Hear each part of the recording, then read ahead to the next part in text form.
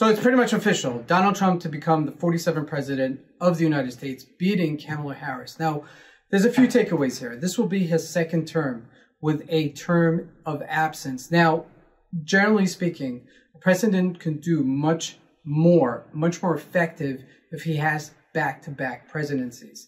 Now, despite that, although he doesn't have that, he does have something else which he didn't have in 2016, which is a majority in the Senate and the House, which means that for 2 years, he'll be pretty powerful. Okay, so that's an important point right there. Now, another really important point. Now, we did this about 4 years ago between Biden versus Trump's elections, and we came up with some numbers, all right? So these numbers reflect the markets between 2008 to 2016, 2016 to 2020, and 2020 to 2024, okay? And what these numbers really represent is President Obama's, Trump's, and Biden's economies while they were in office and how the markets fared during that time. So in 2008 to 2016, the markets went up 9,800 points to 18,000, about 200.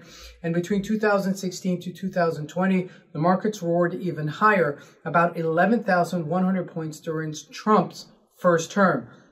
Now, leaving it to the last 4 years, between 2020 to 2024, we went up 13,800 points on the Dow Jones, which, although sounds like a very big number, if you calculate inflation into it, it's about 10,000 points, which is in line, okay, to what we say about the U.S. markets. They're up about 10% every 10 years. So you should have a 10% return every 10 years, okay? That's why people are so gung-ho about putting money into the Dow Jones or putting in money into the S&P 500, because these companies over a 10-year period, generally speaking, produce a 10% return, which is a fantastic return. And that's why most either fund managers or pension managers put their money into the U.S. markets, because they have those great returns. Now, a couple of other points about this.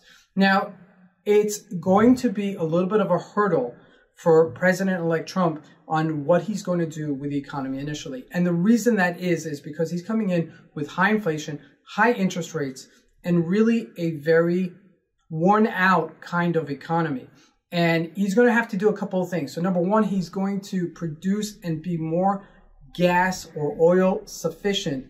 And he's not going to be really going to outside sources for it, which means that he'll be able to stem inflation. Now, the reasons the Democrats had their own reasoning for not really going in-house for oil is a different reason. But for that purpose, that may really do the trick in decreasing that inflation and hopefully bringing down the FOMC rate decision, which is going to be tomorrow, which is a big event altogether. So the markets right now are roaring. The markets are responding quite positively.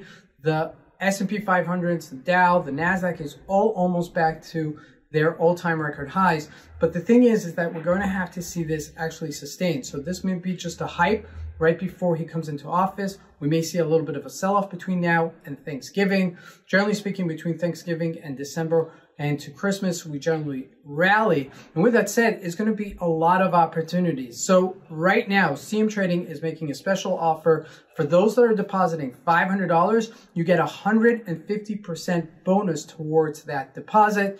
Just put in the promo code USPhone50 and claim it today.